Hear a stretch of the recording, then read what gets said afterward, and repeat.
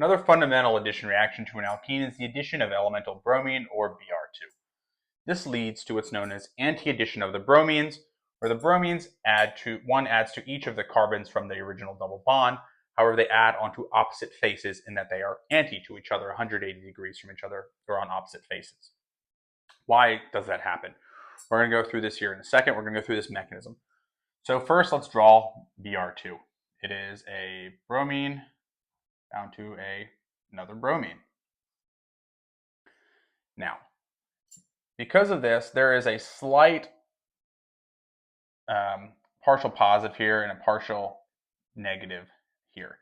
And that is because these electrons in this bond slightly repel the electrons here, so they flow a little away. And then what's going to happen, and this can get a little hand wavy and be slightly different depending on your professor, your textbook, etc. Some show this in one step, some show it in two. I'm going to show it in one. Remember, we have our electrons here as well. We're going to attack this bromine because it has a partial negative. But then we're going to have the electrons from this bromine attack back down here. We're going to kick these electrons up onto this bromine. So we're going to form an intermediate with what is known as, a bromonium ion, where we have a three-membered ring type structure where the bromine has two bonds to it, giving it a positive formal charge. Now, as you can see here, these are on two wedge bonds coming towards us. There's also the same chance that it could be going away from us. Now, this is a symmetric molecule, so it doesn't matter because this is the exact same as writing this, just, perspective is flipped. We take this and go like that. It's the same molecule. But remember, it's not symmetric. This is important. We have this here. And now we also have our Br minus floating around here with its negative charge. Now what's going to happen is the Br minus is going to attack one of these carbons. Now this is a symmetric molecule, so it doesn't matter which one it attacks. But this will matter if we have a non-symmetric molecule. And because this is wedged out at us, the bromine needs to come in from behind.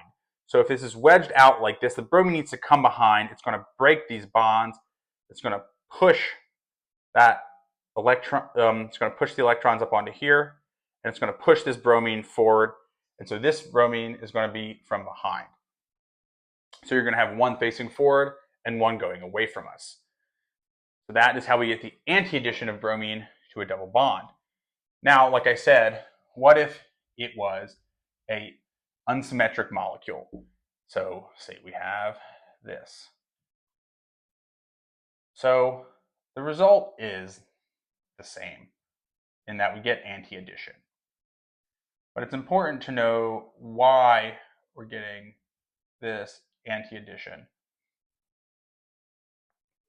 Okay, draw it like that. I don't like that how that looks, but it'll buff. So when we have the bromonium ion,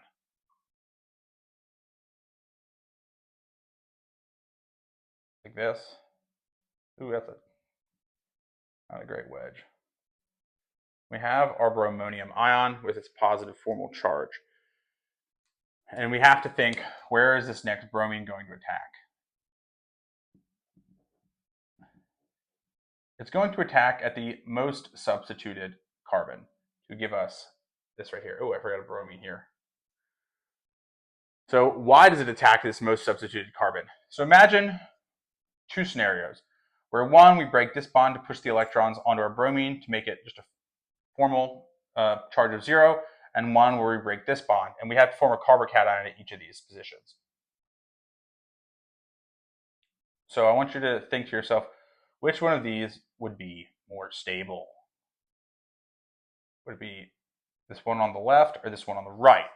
Well, it'll be this one on the left because this carbocation is much more stable at this secondary position than this primary position, because the carbocation is more stable at a more substituted position. Now, these structures don't exist discretely. However, they exist in some sort of hybrid, so to speak. And because of that, this carbocation this carbocation, this carbon has what we say more carbocation character, meaning that it is more primed for the attack of this bromine, which is why the bromine will attack at this more substituted position. Now, like I said, we still get anti-addition. It functionally doesn't matter, but you should know that when it is an asymmetric molecule, the mechanism has the second bromine attacking at this position right here that is most substituted, because that will come into play later.